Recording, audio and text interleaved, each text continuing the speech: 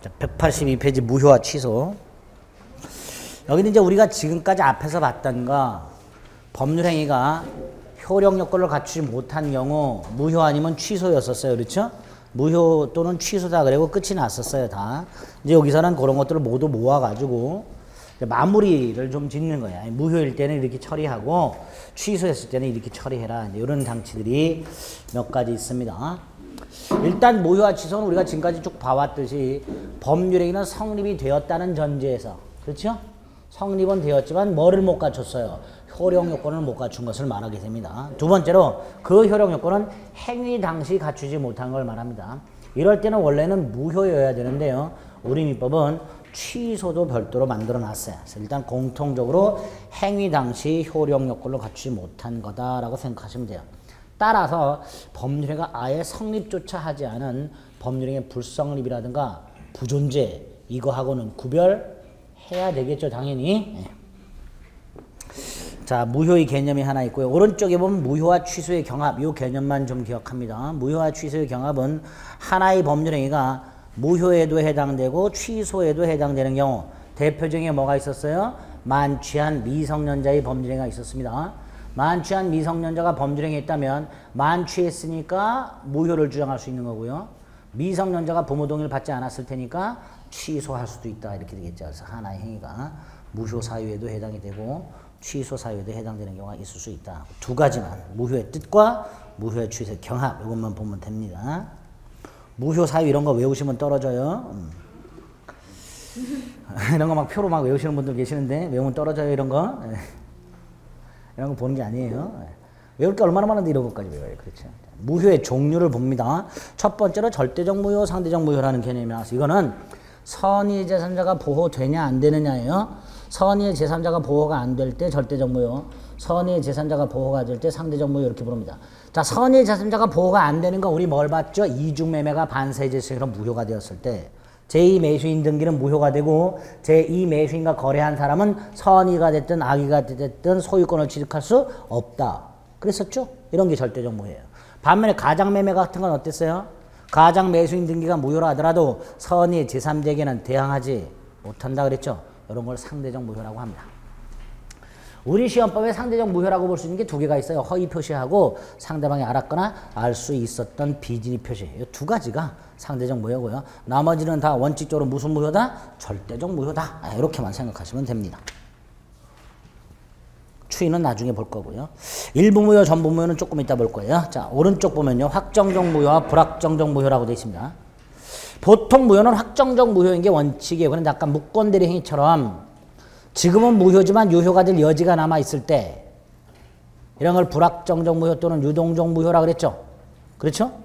네. 현재는 무효지만 유효가 될 여지가 있을 때 이런 걸 불확정적 무효, 유동적 무효라고 하는데 무권대리 행위가 거기에 해당이 됐고요. 또 하나가 토지거래 허가구역 내에서 허가전 거래 행위가 거기에 해당이 됩니다. 토지거래 허가구역 내에서 또는 토지거래 규제구역 내에서 거래를 했고요. 거래에 대해서 허가를 받겠죠. 이때 이 허가를 우리 대법원은 토지거래 허가구역 내의 토지거래계약의 특별효력 요건이다 이렇게 얘기를 해요. 따라서 거래는 했지만 아직 허가를 받지 못했다. 무효죠. 대신 허가를 받으면 소급해서 유효가 돼요. 그래서 거래한 때부터 허가를 받을 때까지가 뭐가 되는 거예요? 유동적 무효 이렇게 됩니다. 이때 세 가지를 머릿속으로 틀을 잡으셔야 돼요. 하나가 요 유동적 무효 상태에서 무엇을 할 수 있을까? 네? 할 수 있는 게 뭐가 있고 할 수 없는 게 뭐가 있을까? 이걸 먼저 하나 생각하셔야 되고요. 두 번째로 유동적인 것은 결국은 확정이 되죠. 확정이 두 갈래죠. 확정적 유효가 되는 게 있고 확정적 무효가 되는 경우가 있겠죠. 그 확정적 유효가 되는 경우하고 확정적 무효가 되는 경우 어떨 때 확정적 유효가 되고 어떨 때 확정적 무효가 되는가 요거를 머릿속으로 생각하셔야 됩니다. 시험 문제는 그 세 군데에서 나옵니다. 그 중에서 특히 유동적 무효 상태에서 할 수 있는 거 없는 거 이걸 머릿속으로 좀 잘 정리하셔야 됩니다. 먼저 185페이지에 보면 유동적 무효의 개념이 있고 한 장 넘기면 양가로 이번에 허가를 전제 조건으로 하는 매매라고 돼 있습니다. 토지거래 허가구역 내의 토지에 대해서 허가받을 것을 전제로 하는 계약의 경우에는 미완성 법률행위로서 자 미완성 법률행위 이꼴 불확정적 무효 불허가가 확정이 되면 확정적 무효로 되지만 허가를 받으면 소급해서 유효가 된다. 그럼 크게 확정적 무효로 되는 경우가 하나가 불허가 처분이고요. 확정적 유효로 되는 게 허가받은 거죠. 그렇죠? 예? 아까 무권들행위가 본인이 추인을 하게 되면 확정적 유효가 되고 추인을 거절하면 확정적 무효가 되듯이 이것도 똑같아요. 유동적 무효 상태에서 허가를 받으면 유효가 되고 불허가 처분이 내려지면 무효로 확정이 되고 이게 가장 기본적인 틀이 될 거예요. 그렇죠? 그 가장 기초가 거기 나와 있어요. 또 하나가요. 처음부터 허가를 배제 잠탈하려고 한 경우 확정적 무효다라고 돼 있죠. 처음부터 허가받을 생각이 전혀 없는 경우를 말합니다. 먼저 확인합니다. 한 장을 넘기세요. 188페이지 위에서 두 번째 줄 중간 생략 등기라고 되어 있습니다.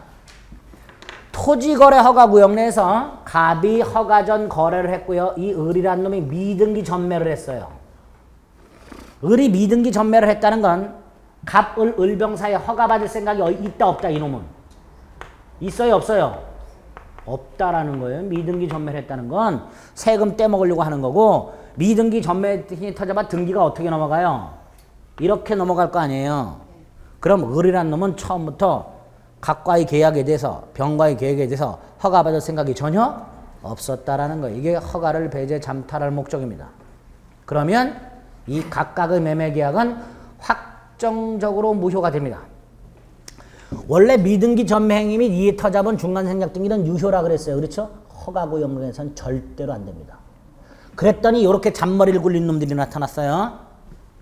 을이 갑으로부터 등기 관련 서류를 넘겨받을 때 매수인란을 공란으로 해서 넘겨받아요. 을이. 그리고 병한테 팔아넘은 다음에 매수인란을 누구로 채워? 병. 그럼 마치 계약서는 누구하고 누가 계약을 한 것처럼 갑병. 갑병 사이에 허가를 받았어요. 우리 대법원 그 허가도 무효다. 뭐도 무효라고요? 허가도. 왜? 갑병 사이에는 거래가 있었어요? 없었어요? 없었죠. 존재하지 않는 거래에 대한 허가다. 허가 자체가 무효다. 그래서 깡그리 줄줄이 다 확정적 무효다. 허가구역 내에서는. 안 걸리면 괜찮아요. 근데 걸리면 깡그리 다 무효입니다. 혹시라도 이런 지위에 있는 분들 빨리 정리하세요. 걸리는 순간 깡그리 무효가 됩니다. 깡그리 무효가 돼요. 그래서 우리 판례. 요거를 처음부터 허가를 배제 잠탈할 목적의 거래행위 이렇게 말을 해요. 네? 네, 그런 확정적 무효입니다. 대신 다시 돌아갑니다. 186페이지. 양가로 3번. 허가를 전제로 할 때는 뭐다? 유동적 무효. 일단 유동적 무효 상태에서는 동그라미 1번. 채권적 효력 없다. 다시 말해서 갑을 사이에는 계약상 채권 채무는 생기지 않는다. 설령 을에게 등기가 넘어갔다 하더라도 등기도 무효가 됩니다. 일단은. 물권적 효력도 생기지 않습니다. 채권적 효력 당연히 안 생기고 설령 을에게 등기를 넘겨줬다 하더라도 소유권이 넘어가지 않습니다. 채권적 효력도 물권적 효력도 생기지 않는다. 그 중에서 채권적 효력이 생기지 않는다. 갑에게는 대금 청구권 생기지 않고 을에게는 이전 등기 처권 생기지 않는다.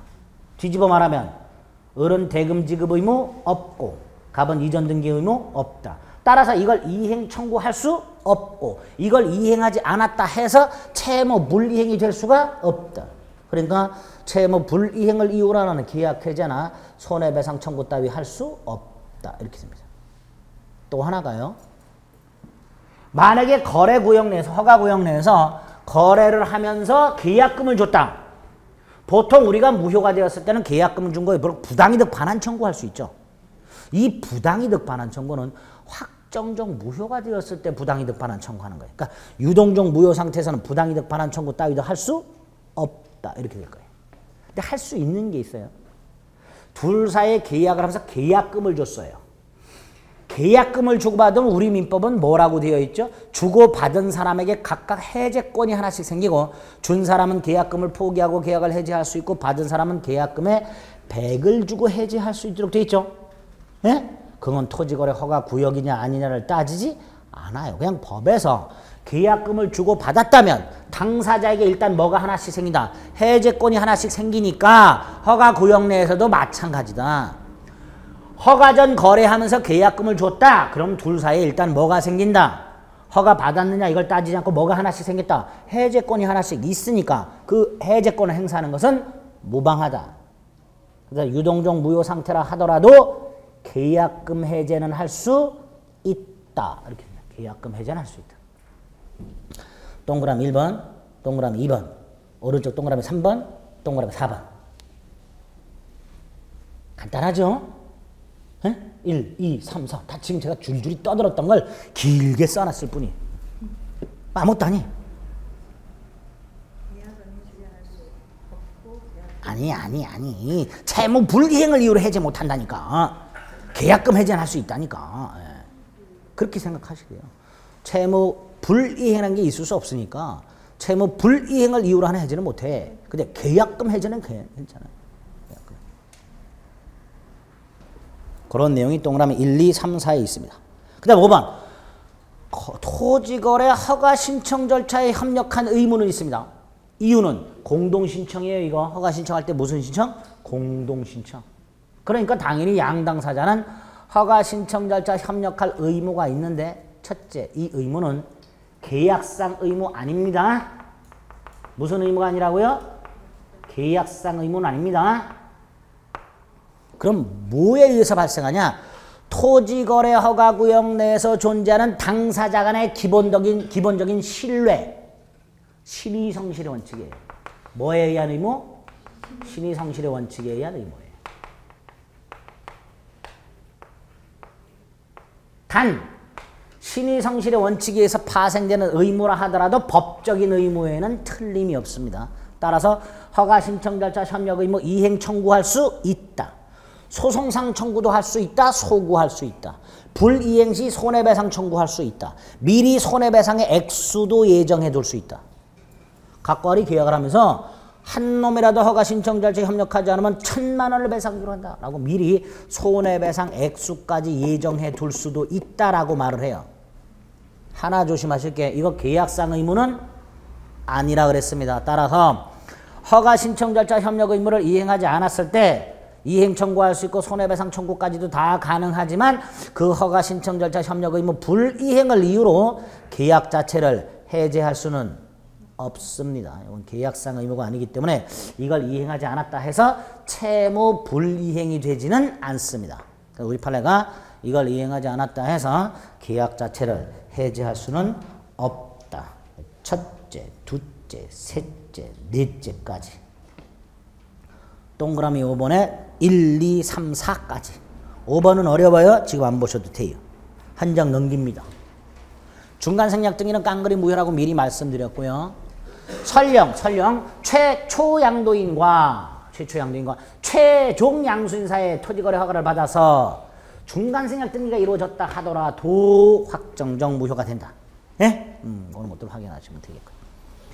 두 개가 남았어요. 언제 확정적 유효가 되고 언제 확정적 무효가 되는가. 확정적 유효가 되는 거 세 개. 첫째, 허가받은 경우. 가장 기본이죠. 두 번째, 허가를 아직 안 받았는데 구역 지정이 해제가 됐어. 세 번째, 구역 지정 기간이 만료가 됐는데 재지정하지 않았어. 이 세 가지. 세 가지 간단해요. 허가받은 경우. 또 하나, 지정 해제. MB정부 시행 전에 무지하게 해제됐습니다. 초창기에. 마지막이 뭐? 구역 지정 기간이 만료됐는데 재지정하지 않은 것. 보통 구역 지정 기간이 몇 년이죠? 2차 공법에서 안 하세요? 5년으로 되어 있지 않아요? 그랬던 것 같은데 제가 알기로는 1차만 하시라 그래. 민법만 하시라 그랬더니 민법만 하시는구나. 괜찮아요. 민법만 해야지 뭐. 나중에 다 생각나요. 그런 것들은. 어쨌든 구역 지정 기간이 만료가 됐는데 재지정하지 않은 이렇게 세 가지 경우에는 확정적 유효가 됩니다. 반면에 확정적 무효가 되는 게 첫 번째 아까 뭐였어요? 처음부터 허가를 배제, 잠탈할 목적. 또 하나 불허가. 세 번째, 각과 의리요 토지거래 허가구역 내에서 허가 전 거래 행위를 했는데 허가를 아직 안 받았어요. 그런데 이 자식이 사기를 쳤어요. 그럼 얘는 사기 취소권이 있죠.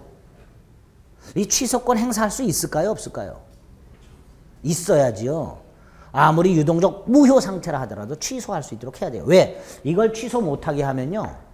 이 자식은 허가 신청 절차 협력을 청구하고요. 얘는 취소하고 싶으니까 허가 신청 절차 협력을 안 할 거 아니에요. 그럼 손해배상을 청구하게 돼요. 이 자식이. 아까 허가 신청 절차 협력 의무를 불이행하면 손해배상 청구할 수 있다고 그랬잖아요. 사기를 당한 사람이 손해를 배상해야 되는 경우가 생겨버려요. 그러니까 아하, 토지거래 허가 구역 내에서 토지거래 허가를 받지 않았다는 것 이외에 별도로 이 계약에 무효나 취소 사유가 있다면 이 무효 취소 사유를 주장할 수 있고 주장하게 되면 확정적 무효가 되고 그래서 허가 신청 절차에 협력할 의무를 면할 수 있겠구나 이렇게 생각하시면 돼요. 별도로 무효 취소 사유가 있을 때 확정적 무효가 되는 경우 첫째, 그 다음에 셋째. 취소 사유가 있을 때 당사자는 이러한 사유를 주장해서 뭐로 할 수 있다? 확정적 무효화 시킬 수 있다. 그렇게 함으로써 허가 신청자 협력 의무를 면할 수 있다. 면할 수 있다.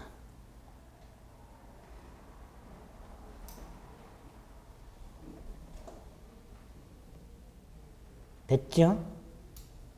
네? 그렇게 생각하시면 되겠고요.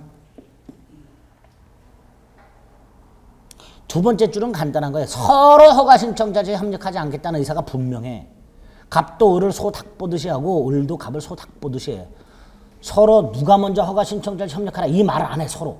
하지 말아야 되는데 저 자식이 나 하기 싫은데 서로 그러고 있어. 그래서 딱 봤더니 서로 허가 신청자에 협력하지 않을 생각이 명백해. 그럴 때는 확정적 무효가 된다라고 합니다. 첫째, 둘째, 셋째. 넷째는요. 허가 전 계약이 정조건부 계약이라고 돼 있죠. 당사자가 이렇게 계약을 했어요. 이 토지거래 허가구역 내에서 토지거래 행위를 했는데 이 토지가 농지법적으로 받는 농지고요. 갑과 을이 토지거래 허가 받기 전에 먼저 농지 전용 허가를 받기로 했어요. 요 갑과 을이 농지 전용 허가를 받기로 한 거 이게 이 거래계약의 정지조건이 됩니다. 정지조건이란 말은 나중에 이해하시면 돼요. 일단 갑과 을이 그럼 얘네 둘은 이 거래가 완벽하게 유효가 되려면 두 개를 받아야 돼요. 농지 전용 허가 플러스 토지거래 허가. 네? 토지거래 허가는 법이 요구하는 거고요. 농지 전용 허가는 둘이 받기로 한 거잖아요. 당사자가 받기로 한 거예요. 농지 전용 허가는. 그런데 농지 전용 허가 자체가 불가능해졌어요. 농지 전용 자체가. 그럼 얘네들은 어떻게 할까요? 계약을 확정적으로 무효로 만들겠죠. 그렇죠? 네, 그래서 토지거래 허가 전 거래계약이 정조건부 계약인데 즉 농지 전용 허가를 받기로 했는데 그 정조건 성취가 불가능해졌다. 농지 전용 허가를 받는 게 불가능해졌다. 그럼 이 사람들은 토지거래 허가 받아봐야 의미 없지요. 그래서 확정적 무효가 된다라고 합니다. 첫째, 둘째, 셋째, 넷째까지 내용입니다. 일단 여기까지. 다섯째는 멘붕이 와요. 그건 나중에 봅니다. 또 거기 넷째까지만. 넷째까지만. 네? 아 벌써 왔어요? 아니 이거 갖고 멘붕 오면 안 되는데. 이건 그래도 간단한데. 자, 아까 처음에 말씀드렸던 거 세 가지를 생각하자. 허가전 유동적 무효 상태에서 할 수 있는 거 없는 거 이거 자꾸 생각하시고 언제 확정적 유효가 되고 언제 확정적 무효가 되는가. 확정적 유효가 되는 거 3개, 확정적 무효가 되는 거 지금 4개.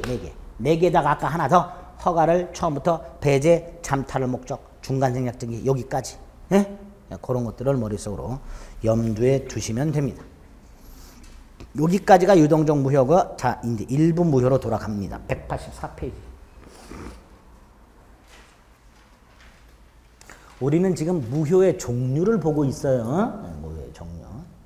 일부 무효만 보면 됩니다. 법률 행위가 전체가 아니라 일부만 무효인 경우 갑과 을이요. 갑의 땅하고요. 건물까지를 일괄 매매를 했어요. 그런데 이 땅이 허가구역 내에 있고 허가를 안 받았어. 그럼 갑, 을 토지 일괄 매매 중 토지 부분만 무효죠. 네? 건물거래 허가구역 있어요 없어요? 아, 또 생각해. 있나? 없지. 없지. 그러니까 토지 건물 일괄 매매 계약 중 뭐만 무효? 토지만 무효니까 일부 무효죠. 이럴 때 당연히 사람들은 전부를 무효로 할까? 토지 일부만 무효로 할까? 이런 생각할 거 아니에요. 그래서 우리 민법은 137조에서 고민하지 마세요. 원칙 전부 무효. 고민하지 마라. 그럼 원칙 전부 무효라는 건 뭐예요?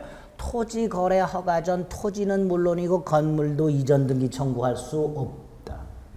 건물 부분만 대금 먼저 달라고 할 수 없다. 이렇게 될 거예요. 그게 원칙이에요. 다만 이런 경우가 있더라. 을의 입장에서는 땅 필요 없다. 건물이 필요해. 땅은 임대해도 돼. 을의 입장에서는. 값도 마찬가지야. 다만 이제 땅을 좀 저렴하게 준다 그래서 샀을 뿐이야. 이렇게 되겠죠. 갑과 을은 무효 부분이 없었다 하더라도 나머지 부분만이라도 거래했을까? 했을 것 같아. 그런 경우 있을 수 있죠. 있을까요? 없을까요? 아니 생각을 해보자면 말이야. 추측을 해보자면 말이지. 뭐라고 추측을 해봐? 갑과 을이 토지 거래는 하지 않았다 하더라도 건물만이라도 했을까? 아니야, 토지까지 했을 거야 라고 판단이 되는 경우도 있을 수 있고. 아 그래 맞아. 둘의 의도를 봤더니 땅은 그렇게 중요하지 않더라 말이야. 근데 그냥 했을 뿐이야.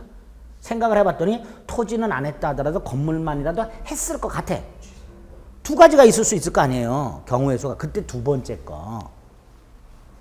무효 부분이 없었다 하더라도 나머지 부분만이라도 했을 것 같아 라고 추측을 합니다. 가정적 의사라고 해요. 또는 가상적 의사라고 해요.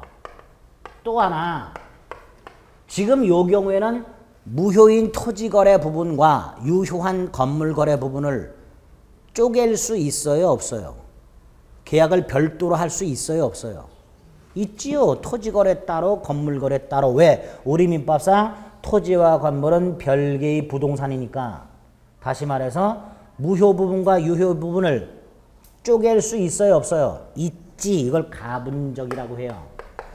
머리가 크다는 뜻이 아니에요. 나눌 수 있다 이런 뜻이에요. 이렇게 무효 부분과 유효 부분을 나눌 수 있고 and 무효 부분이 없었다 하더라도 나머지 부분만이라도 법률행위를 하였을 것이라는 가상적 의사가 인정이 되면 그때는 예외적으로 토지만 무효고 나머지는 유효로 하겠다. 요렇게 되어 있고 요렇게 되어 있는 137조를 이렇게 불러요. 일부 무효의 법리. 즉 일부분이 무효할 때 원칙 전부 무효지만 예외적으로 일부만 무효로 할 수 있다. 이걸 일부 무효의 법리라고 하게 됩니다. 그래서 우리 대법원도 이 사건에서 이렇게 판결을 했어요. 을이 매수인이 토지 거래 허가가 없었다 하더라도 건물만이라도 매수하였을 것이라는 특별한 사정이 인정되는 경우 요 예외를 제외하고는 건물 부분도 무효이므로 건물 부분에 대한 이행 청구할 수 없고 불이행을 이유로 손해배상 청구할 수 없다. 이렇게 판결을 한 바가 있습니다. 그 137조에 터잡은 판결이에요. 그걸 일부 무효의 법리라고 합니다. 그래서 184페이지 맨 밑에 조문과 오른쪽 원칙 전부 무효 예외 나머지 유효 요거 머릿속에 넣으시면 됩니다. 그리고 그 밑에 있는 관련 사례가 지금 설명드린 내용입니다. 토지거래 허가구역 내에서 토지건물 일괄매매 그겁니다. 됐지요? 여기까지가 무효 종류예요. 자, 189페이지로 가봅니다. 이제 무효의 효과라고 되어 있어요. 무효는 처음부터 효력이 없는 거죠. 그러니까 아직 이행하기 전이면 이행할 필요가 없고 이미 이행을 한 상태라면 준 거 돌려받고 받은 거 돌려주고 무슨 반환? 부당이득 반환. 단 반사회 질서 행위로 무효일 때는 어땠어요? 불법 원인급여가 적용돼서 부당이득 반환 청구할 수 없다. 뭐 그랬었죠. 네, 그런 것들이 하나 있을 수 있게 됩니다. 그렇게 확인하시면 돼요. 그 다음에 이제 조금 까다로운 게 무효행위의 재생이라고 해서 무효인 법률행위를 조금 살려보는 장치들이 몇 개 있는데요. 일단 우리 교재는 두 개가 있어요. 무효행위 추인과 무효행위 전환. 이것 말고도 지금 봤던 일부 무효 법리나 유동적 무효도 무효행위 재생 속에 포함시킬 수 있는 것들이에요. 이거 어떻게 하면 살려볼까? 예? 이거 어떻게 하면 일부라도 살려볼까? 이거잖아요. 그래서 원래 무효행위 재생이란 타이틀 속에는 네 가지가 들어있는 거예요. 유동적 무효, 일부 무효, 무효행위 추인, 무효행위 재생. 자, 먼저 유동적 무효하고 일부 무효는 봤죠. 이제 무효행위 추인과 전환 두 개만 보면 되는데, 추인. 오늘 두 번째 나오네요. 추인이. 아까 어디서 나왔죠? 무권대리 추인에서 나왔죠. 자, 오늘 두 번째 무효행위 추인이란 게 나왔습니다. 자, 무효행위 추인도 무효인 행위를 나중에 인정하는 거겠죠. 추후 인정, 사후 동의 이렇게 될 거예요. 그런데 잘 생각해 보세요. 각과 을이 부첩계약을 했어요. 이걸 나중에 지들 둘이 추인했어. 그럼 유효한 부첩계약이 될까요? 될 리가 없겠죠. 아, 무권대리 추인과는 조금 다르겠구나. 그래서 우리 민법은 139조에서 이렇게 해놨어요. 원칙. 무효인 행위는 추인하더라도 효력이 생기지 않는다.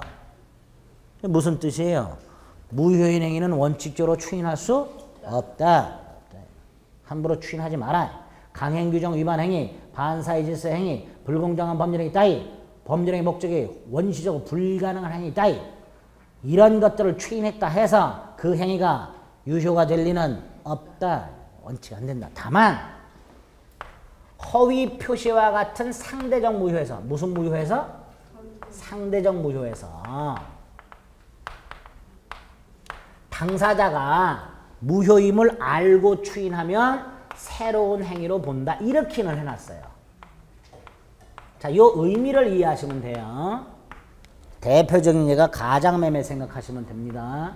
각과 을이 1월 10일 날 아파트를 가장매매를 했고 등기를 넘겨준 상태예요. 이 상태에서 3월 10일 날 갑과 을이 만나가지고 유효한 새로운 매매 할 수 있을까요? 없을까요? 3월 10일 날 갑과 을이 만나서 이 아파트에 대해서 새롭게 유효한 매매 계약 할 수 있을까요? 없을까요? 당연히 있지요. 아, 옛날에 했던 건 가짜잖아요. 근데 만약에 갑이 3월 10일 날 돈이 필요해요. 아파트를 팔아야 되겠어. 제3자에게 파느니 을을 불러서 네 이름으로 이미 등기돼 있고 네가 평소에 이 아파트 갖길 원했으니까 적당한 가격을 쳐주면 내가 팔겠다 진짜로. 할 수 있을까요? 없을까요? 있지. 유효한 새로운 매매 할 수 있다 없다? 있지요. 있죠. 이때 갑과 을이 3월 10일 날 만나갖고 계약서 뭘 다시 쓰고 하냐 말이지. 이미 옛날에 가짜로 써놓은 거 있지요. 그거 추인해라 말이지. 이거를 추인하면 뭐가 된다? 이게 된다. 그래서 무효의 행위 추인은 이걸 추인을 하는데 이걸 추인했다 해서 이게 유효가 되는 게 아니라 새로운 행위를 한 거다 이런 뜻이에요. 그게 무효행위 추인이에요. 다른 의미가 아니에요. 두 번째가 을 등기예요. 이게 무효죠. 1월 10일 날 무효였잖아요. 3월 10일 날 을 등기를 말소하고 새롭게 이전 등기를 해줘야 되는 게 원칙이에요. 근데 각과 을 대가리에 총 맞지 않는 한 그렇게 할 리가 없고 요거 재활용하겠지요. 무효 등기 유용이라는 게 생겨요.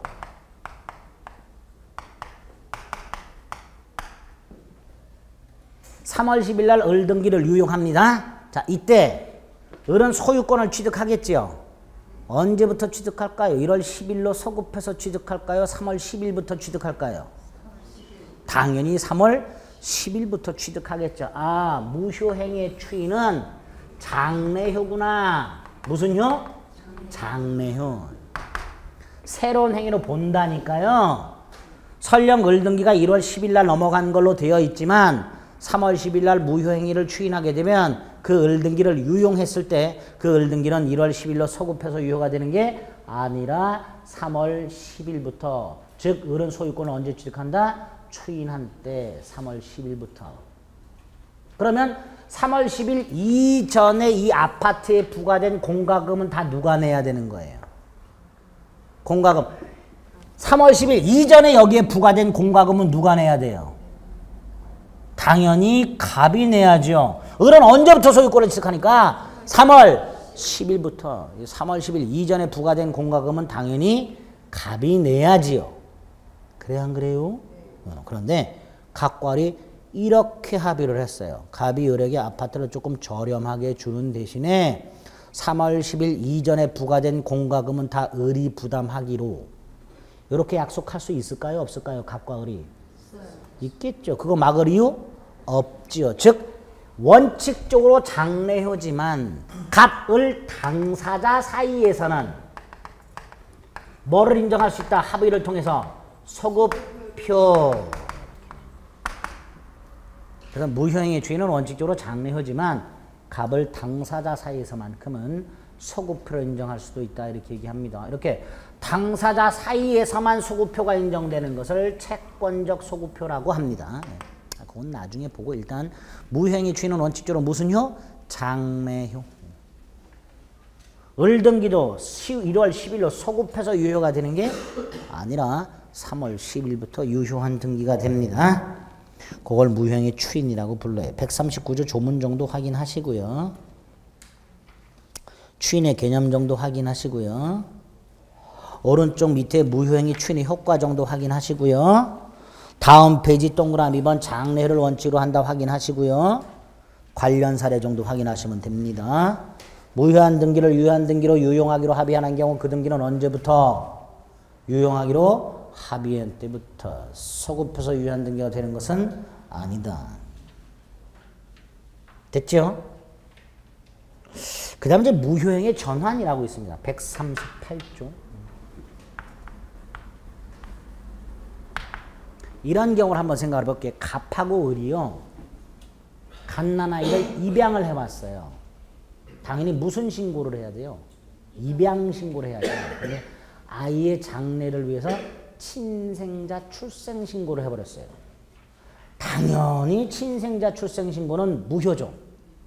친생자 출생 신고가 무효니까 지금 이 갑, 을 부모와 데려온 아이 사이에는 아무런 부모 자식 관계가 성립하지 않은 상태. 완전 남남이에요. 그렇죠? 친생자 출생 신고는 무효고 입양 신고는 된 적이 없으니까. 그런데 아이가 자라고 난 다음에 부모가 죽었어요. 상속의 문제가 생기는데 이 아이가 상속을 받을 수 있어요? 없어요? 없잖아요. 아무런 관계가 없는데. 그래야 안 그래요? 그렇죠. 그런 문제가 생겼어요. 그래서 죽은 갑, 을의 친척들이 득달같이 달려가서 재산을 뺏으려고 하는 상황이에요. 이때 우리 대법원 이 아이에게 상속권을 인정해 줘야 되겠죠. 이럴 때 우리 대법원은 친생자 출생 신고는 무효지만 이거를 입양 신고 효력을 인정해 주겠다 이렇게 판결을 한 바가 있어요. 이게 무효행위의 전환입니다. 무효행위 전환이란 무효인 행위가 있어요. 예? 이 무효인 행위가 A라고 보겠습니다. 이 행위를 유효한 다른 행위로 바꿔주는 거, 이걸 무효행위 전환이라고 해요. 무효인 법률행위가 다른 행위의 요건을 구비하고 있고, 무효인 법률행위가 다른 행위의 요건을 구비하고 있고, 당사자 간에 처음에 했던 이 행위가 무효라는 걸 알았더라면 이걸 하지 않고 이거를 했을까를 추측을 해봐요. 그랬을 것 같아 라는 가상적 의사가 인정이 될 때 그 다른 행위의 효력을 인정해 주는 것을 무효행위의 전환 이렇게 부릅니다. 이런 경우로 생각해 보시면 되죠. 갑과 을이 지상권 계약을 했어요. 갑이 갖고 있던 토지가 있고요. 이 토지를 을이 사용하기로 하는 계약을 했습니다. 이때 을이 지상권을 취득하려면 을은 지상권 등기를 해야 돼요. 근데 갑을 사이에서 지상권 등기는 하지 않기로 약정을 맺었어요. 그럼 이 계약은 무효입니다.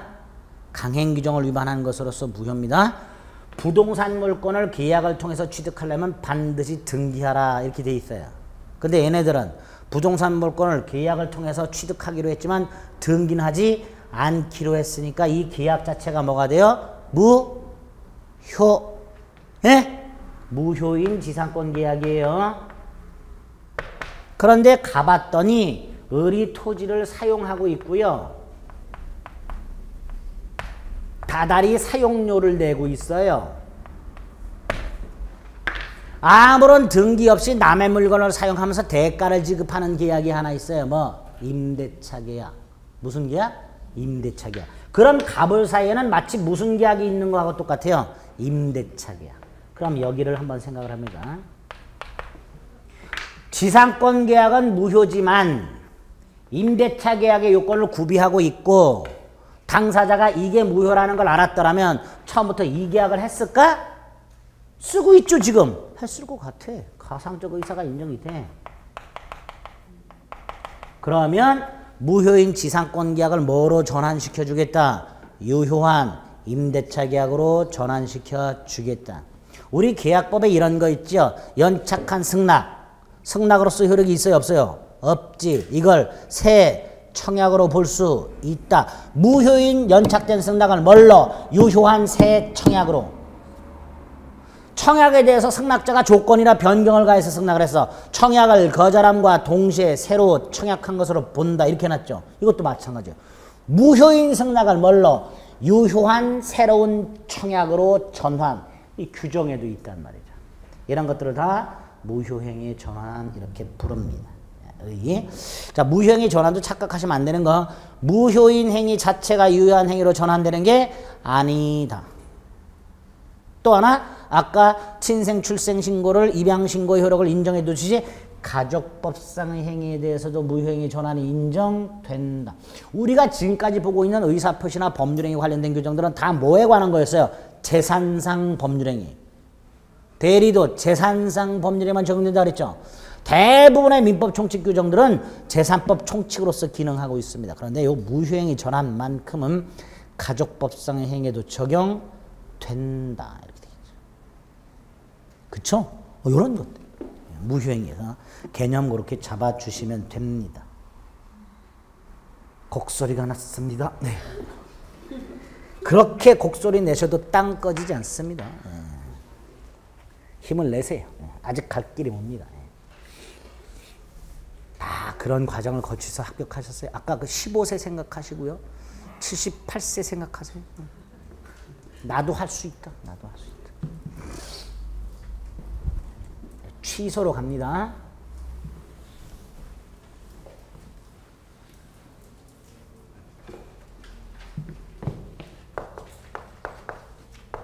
취소는 개념은 이미 봤어요.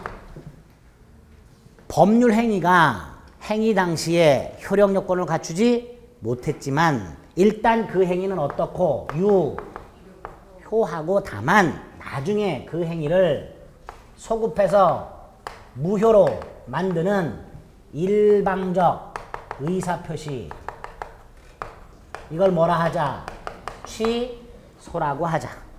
일단 유효한 법률 행위를 소급해서 무효로 하는 일방적 의사표시를 취소라 하자. 근데 이게요. 갑과 을이 계약을 했어요. 그런데 며칠 있다가 갑이 느닷없이 계약을 취소를 해요. 일방적이니까 을의 동의나 승낙을 받아야 안 받아요? 안 받아요. 을의 입장에서 쿨하게 취소를 인정할까요? 길길이 뛰겠지요. 여러분이 을이에요. 만약에 갑과 계약을 했고 이행할 준비를 열심히 하고 있는데 전화가 뛰고 와서 갑한테서 계약 취소한다. 그러면 여러분은 그래 쿨하게 알았어. 그리고 끊어요? 뭔 개소리냐 하겠죠? 그럴 때 뭐 물어볼 거예요. 갑한테 도대체 왜 계약을 취소하냐 말이에요. 근데 갑이 기분 나빠서 그럼 여러분들 기분이 더 나빠져. 그러니까 이거 취소는 함부로 할 수가 없겠구나. 중요한 게 취소 사유예요. 무효 사유는 안 외워도 되지만 취소 사유는 외워야 돼요. 계약 따위를 함부로 취소할 수는 없다라는 거. 그래서 계약 따위를 취소하려면 행위 당시에 법에서 정해놓은 취소 사유가 있어야 돼요. 법정 취소 사유. 그 법정 취소 사유가 언제 존재해야 돼요? 행위 당시에. 이 법정 취소 사유가 딱 4가지입니다. 4가지. 외우자 그랬죠? 제, 착, 사, 강. 제한 능력자의 행위, 착오에 의한 행위, 사기, 강박에 의한 행위. 4가지. 다른 걸 이유로 계약을 일방적으로 취소할 수는 없습니다. 요게 협의의 취소입니다. 140조 이하의 적용을 받는 취소는 딱 사유가 요 4가지입니다. 이것 말고 무슨 채권자 취소권 이런 것도 있어요. 근데 그런 것들은 광의의 취소고요. 우리가 지금 보고 있는 법률 행위가 효력 요건을 갖추지 못해서 취소, 이건 140조 이하의 적용을 받는 협의의 취소, 본래 의미의 취소라고 하는데 그 사유가 4개가 있다. 제착사가. 다른 걸 이유로는 이런 취소 못해요. 예컨대 을이 중도금을 지급하잖아. 계약 취소한다? 못합니다. 못합니다. 행위 당시 딱 이런 사유가 있어야 돼요. 두 번째, 각과 을이 계약을 했을 때 취소 사유가 있어. 지나가는 개가 취소할 수 있을까요? 없을까요? 없다 그랬어요. 지나가는 소가 취소할 수 있을까요? 없을까요? 없어요. 개나 소나 취소 못합니다. 무효는 개나 소나 주장이 가능하다 그랬어요. 그래서 소가 무효 주장하는 경우 있다 그랬죠. 뭐라고? 무효 이렇게. 소는 무효가 주장이 가능해요. 그래서 울음소리도 무효 그래요. 소는. 개나 소나 다 주장이 가능해. 무효는. 근데 취소는 안 돼요. 소가 어떻게 취소 그래요? 못하지. 그러니까 개나 소나 못하고 안 돼. 안 돼. 취소권자가 딱 정해져 있어. 취소권자가. 이 취소권자가 대한민국에 한 분 계신다 그랬죠. 큰 스님. 예? 큰 스님이 한 분 있다 그랬어요. 제, 차, 사, 강, 대, 승. 큰 스님이 한 분 계신다 그랬어요. 대한민국의 계약은 이 스님이 다 취소하세요. 이분 혼자서 다 취소하고 다녀요. 자, 제한 능력자, 착오에 의한 의사표시한 자, 사강, 사기 강박에 의한 의사표시한 자, 그 사람들의 대리인, 그 사람들의 승계인. 취소권자가 딱 이렇게 정해져 있습니다. 이 사람들 외에는 취소할 수가 없습니다. 자, 이때 몇 가지 조심하셔야 돼요. 제한 능력자. 예를 생각합니다. 미성년자. 미성년자가 부모 동의 없이 계약을 했다. 부모 취소할 수 있죠? 부모한테 취소권 있죠? 미성년자한테도 취소권이 있어요. 이렇게. 무슨 뜻이에요? 미성년자는 부모 동의 없이 한 계약을 단독으로 취소할 수 있다. 원래 취소도 법률행위예요. 따라서 만약에 이게 없다면 미성년자는 취소할 때도 부모 동의를 받아서 취소해야 돼. 근데 이게 있기 때문에 미성년자는 부모 동의 받지 않고 한 자신의 계약을 취소할 때는 따로 부모 동의 받을 필요가 없고, 따라서 미성년자가 단독으로 자기 행위를 취소해 놓고 그 취소 자체를 또다시 부모 동의를 받지 않았다는 것을 이유로 재취소할 수는 없다. 이렇게 될 거예요. 단독 취소권이 있다는 거. 두 번째로 대리. 대리인은 둘이 있어요. 법정 대리인과 임의 대리인. 이때 법정 대리인은 고유의 취소권이 있습니다. 예를 들어서 미성년자가 계약을 했어요. 자, 미성년자 취소권 있죠? 부모가 그 미성년자의 취소권을 대리하는 게 아니고요. 부모 고유의 취소권이 있습니다. 그래서 법정 대리는 고유의 취소권이 있어서 큰 문제가 없는데, 임의 대리는 어때요? 취소권은 일단 누구한테 생기고 본인한테 생기고, 아까 효과는 다 누구한테 생긴다 했어요? 본인한테. 그러니까 임의 대리의 경우에는 취소권은 본인에게 생기고, 따라서 임의 대리는 원칙적으로 취소권이 없어요. 없고, 본인으로부터 취소권에 대한 별도의 수권이 있으면 그때 임의 대리인도 취소권 행사할 수 있다. 이렇게 얘기합니다. 대리인 그거 조심하셔야 되고, 승계인 둘이 있어요. 상속인 같은 포괄 승계인하고 양수인 같은 특정 승계인이 있어요. 상속인 같은 포괄 승계인이든 양수인 같은 특정 승계인은 다 취소권을 승계받는데, 다만 특정 승계인의 경우에 취소권만 꼴랑 승계받을 수는 없겠죠. 계약 당사자의 지위를 넘겨받음으로써 취소권까지 딸려오는 것이지 취소권만 특정 승계할 수는 없다. 이렇게 될 거예요. 그래서 취소권자 재착사강 대승하고 각각 문제되는 거. 제한 능력자의 경우 단독으로 취소할 수 있다는 거, 대리인 중에서 임의 대리인은 별도로 수권이 있어야 된다는 거, 승계인의 경우에는 특정 취소권만 특정 승계할 수는 없다라는 거, 뭐 이런 것들을 기억을 해두시면 됩니다. 그 다음에 누구에게 취소할까? 이것도 지나가는 개한테 취소한다 그러면 안 되죠. 상대방이 따로 있어요. 갑과 을이 계약을 했어요. 갑에게 취소권이 있어. 갑 누구한테 취소한다고 해야 돼요? 계약의 직접 상대방. 갑은 을과의 계약을 취소하는 거니까 당연히 을한테 가서 취소한다고 해야 되죠? 이 직접 상대방. 근데 을이 죽었어요. 그럼 상속인한테도 할 수 있어요. 포괄 승계인. 이렇게 취소를 누구한테 해야 될까? 계약의 직접 상대방 및 그 사람의 포괄 승계인한테까지만, 직접 상대방의 특정 승계인한테는 취소한다 소리 할 수 없습니다. 이렇게 취소권자와 상대방을 딱 머릿속에 박으셔야 되는데 시험 문제가 이런 게 나온 적이 있어요. 옛날에 갑이 을로부터 사기를 당해서 병과 지상권 계약을 했고,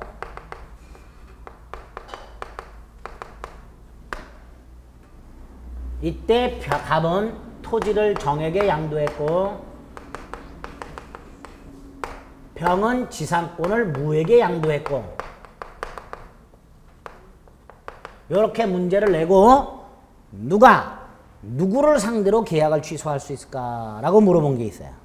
누구를 상대로? 자, 일단 취소할 수 있는 계약이 어떤 거예요? 지금 계약이 3개가 있어요. 토지 양도 계약, 지상권 계약, 지상권 양도 계약. 어떤 계약을 취소할 수 있어요, 지금? 계약이 지금 3개가 있잖아요. 이 3개의 계약 중에서 취소할 수 있는 게 뭐예요? 네? 좀 전에 제가 뭐라 그랬어요? 갑이 을로부터 사기를 당하여 이걸 했다 그랬죠? 그러니까 사기당해서 체결한 계약이 뭐예요? 이거 취소할 수 있는 거예요, 이거. 이때 누가 취소할 수 있어요? 사기당한 갑. 그렇죠? 앤드 승계인 정. 누구한테 할 수 있어요? 갑의 직접 상대방 병. 그렇죠? 그래서 답이 갑 또는 정이 병에게, 이게 답이었어요. 어려워요? 안 어렵죠? 네? 생각 좀 해보세요. 네. 여기 있잖아, 취소권자. 사기당한 갑. 그 사람의 승계인 정. 누구에게? 직접 상대방 병. 무는 안 돼. 무는 특정 승계인이야.